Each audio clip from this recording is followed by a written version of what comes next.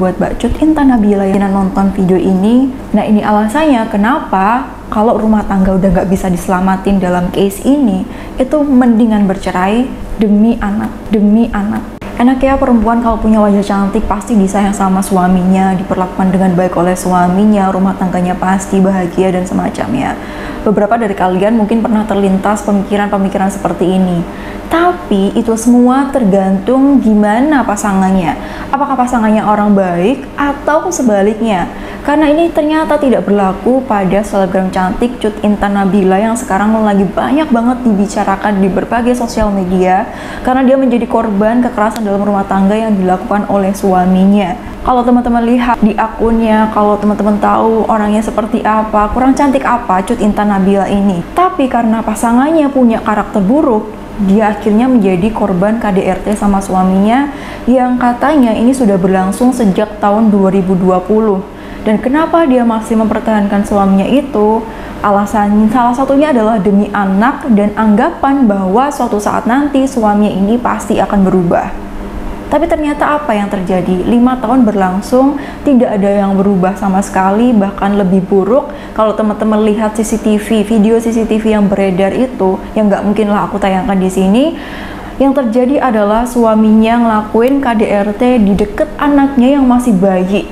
Dan di situ bayinya sampai bereaksi kaget karena kekerasan yang dilakukan oleh bapaknya ke ibunya, plus di situ pelaku ini menendang anaknya sendiri yang masih berumur beberapa bulan.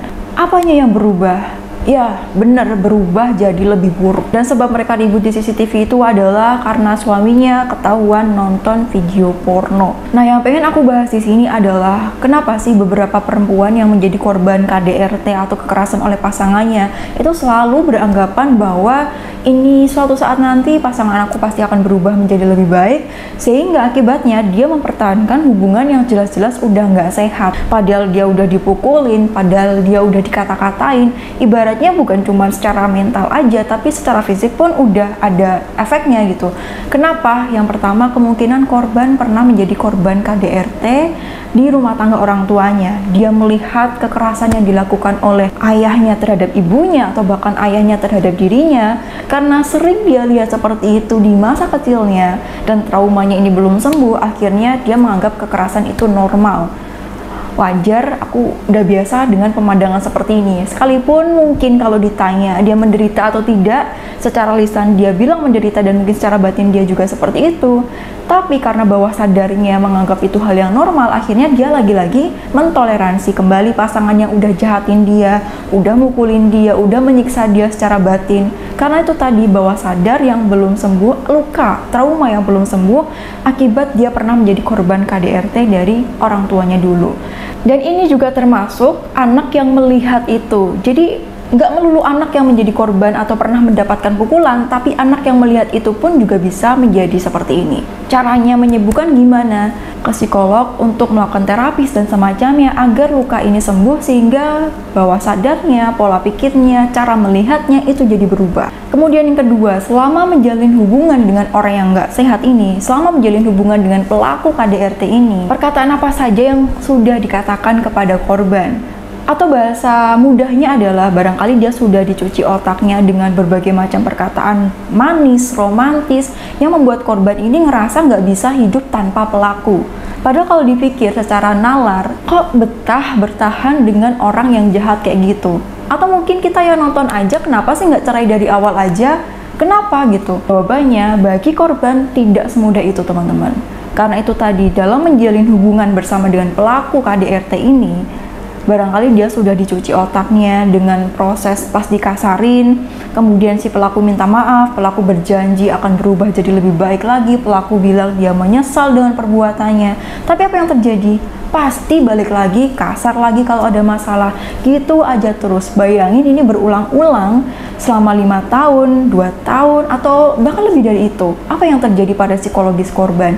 Ditambah lagi kemungkinan korban ada bawaan dari pola pengasuhan orang tua tadi, pernah menjadi korban KDRT, ini akan semakin memperparah. Dan poin yang kedua, kenapa korban harus segera bercerai dari pelaku KDRT ini? Kalau dia bilang ini aku lakuin demi anak, itu salah banget jawabannya. Coba deh kamu lihat testimoni anak-anak yang menjadi korban KDRT. Apakah mereka pengen melihat orang tuanya bertahan tapi setiap hari dia melihat mereka berantem terus, saling pukul satu sama lain? Apakah mereka pengen seperti itu? Jawabannya pasti enggak. Mendingan orang tua aku cerai aja, aku nggak betah melihat kondisi seperti ini terus-terusan. Nah ini karena anak korban masih kecil, jadi kemungkinan mereka tidak bisa menjelaskan ketidaknyamanan yang mereka rasakan ketika orang tuanya bertengkar. Dan sekali lagi, kenapa harus bercerai? Yang pertama, dampaknya buat anak perempuan. Anak perempuan yang melihat kekerasan dalam rumah tangga orang tuanya secara terus-terusan, apalagi sejak dia masih kecil, ini akan terekam dalam memori jangka panjangnya dan membekas, kemudian jadi trauma bagi dia, mempengaruhi bagaimana cara dia melihat dunia, bagaimana cara dia memilih pasangan tadi, yang akhirnya seperti ibunya tadi. Dia biasa melihat kekerasan sehingga dia merasa itu normal, dan bisa jadi pas milih pasangan, dia milih orang yang berpotensi menjadi pelaku kekerasan dalam rumah tangga terhadap dirinya, dan akhirnya dia jadi korban. Atau aku singkat adalah, kalau ini nggak diceraikan, anak perempuannya melihat ini sejak kecil, ketika dia dewasa, dia berpotensi besar menjadi korban kekerasan dalam rumah tangga karena salah pilih pasangan. Kok bisa salah pilih pasangan? Karena figur yang dia lihat sehari-hari biasanya seperti itu, sosok yang melakukan kekerasan dalam rumah tangga. Secara bawah sadar akhirnya dia milih orang yang seperti itu. Sekalipun secara lisan dia bilang, aku nggak akan punya pasangan seperti ayah aku nggak akan milih suami seperti ayah aku. Itu yang terkata dari lisan. Tapi orang memilih itu bukan dari lisannya, dari bawah sadarnya. Ini alasannya kenapa harus bercerai. Kemudian buat anak laki-laki, dia bisa berpotensi menjadi pelaku KDRT juga kalau dia punya rumah tangga. Kenapa bisa seperti itu? Karena yang dia lihat sehari-hari juga sama. Ayah yang sering mukulin ibu, atau bahkan mukul dirinya kalau ada lagi problem dalam rumah tangganya. Kalau lagi ada problem dalam rumah tangga orang tuanya. Oh, ayah kalau ada masalah sama ibu, itu penyelesaiannya seperti ini, mukul, nampar, dan semacamnya. Oke, aku akan meniru seperti itu. Agar mudah dipahami penjelasannya seperti itu, guys. Maka dari itu, seperti di beberapa konten yang sering banget aku bikin, jangan dianggap anak kecil itu nggak tahu apa-apa ya.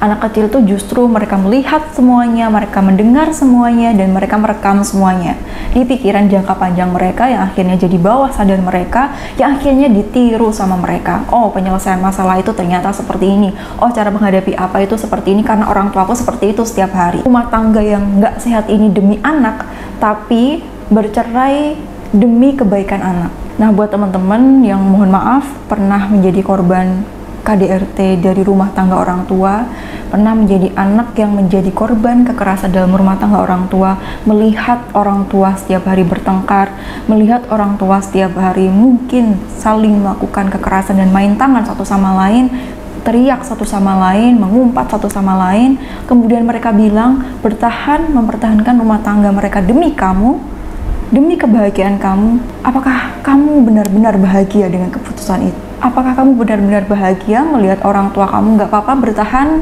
nggak apa-apa berantem, asalkan mereka bersama dalam satu rumah meskipun saling menyakiti? Yakin itu membuat kamu bahagia? Coba kamu ceritakan apa yang kamu rasakan, barangkali bisa jadi pembelajaran buat orang tua yang lain yang saat ini mungkin mempertahankan rumah tangga toksik mereka yang katanya demi anak, yang katanya demi kebahagiaan anak. Yang barangkali kamu nggak sempat untuk menceritakan dan menyuarakan perasaan kamu karena kamu merasa hopeless barangkali dan semacamnya. Buat Mbak Cut Intan Nabila yang kemungkinan nonton video ini, semoga video ini juga bisa membantu untuk membuat pertimbangan jika mempertahankan rumah tangga demi anak itu pernah terlintas di pikiranmu.